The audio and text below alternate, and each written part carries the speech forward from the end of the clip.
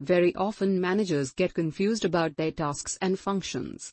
Tasks are basically the short and long-term goals to be accomplished, whereas functions are management systems used to handle the tasks efficiently. A manager can utilize the management information system and its processes to every tasks they have in hand. For example, profit generation is the tasks and having a financial plan, organizing funds, monitoring expenses etc. are functions to achieve the task. Along with the main functions as shown here, staffing, motivating and leading can also be added to the list.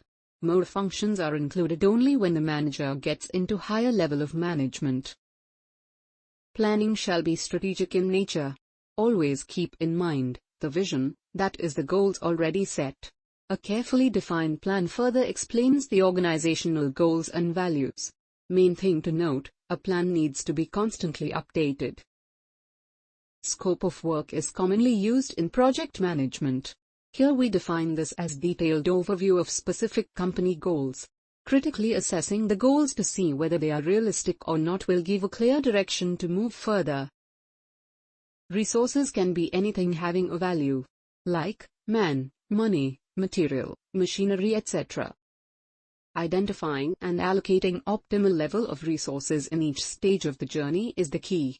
A balance between scope, time and cost is important while dealing with resources. Every task associated with specific goals must have a timeline. Prioritize the goals as per their importance and establish intermediate milestones. Try to be more realistic while assigning time durations. There should be a system by which the progress towards accomplishment of goals are measured. Quantitative as well as qualitative aspects are to be measured effectively. How to measure and when to measure must also be defined. D. In the plan. A written document detailing the plan is a must. This will boost the ownership of team members and gives a clear and common understanding. At the same time, a plan which can accommodate proposed changes will earn credibility and trust of stakeholders. The planning process ends up in lot of data and information.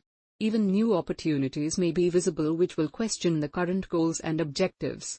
Taking decision to go ahead or to make changes is the challenging job at this juncture.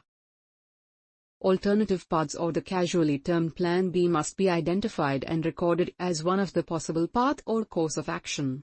Use the imaginative and creative mind to forecast the possible changes that may happen. Put weightage to all alternatives based on nature of decision to be taken. In this process a favorable alternative will emerge which will have a higher potential to accomplish the goal.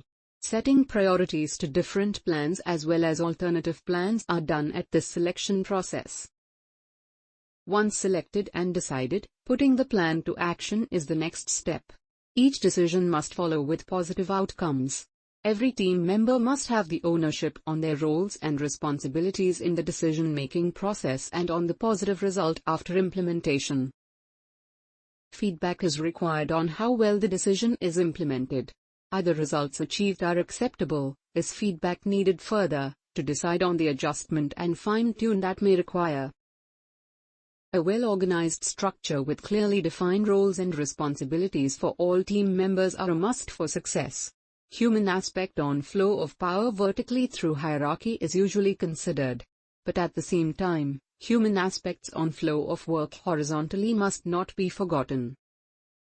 According to the nature of business, a manager can select one of the main three categories of organizational structure. They are hierarchical, functional and matrix organizational structures. Tasks as well as people are grouped and form departments or functional areas as required.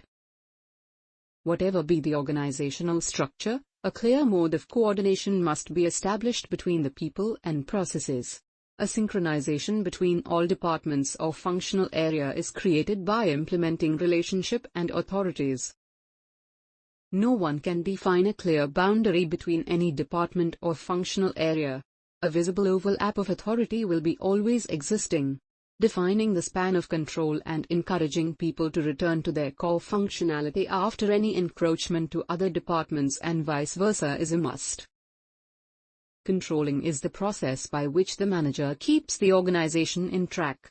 Deviation from the planned path or track may happen, but the level of deviation to be assessed and take immediate measure to bring back all process and team members into the path towards the goals.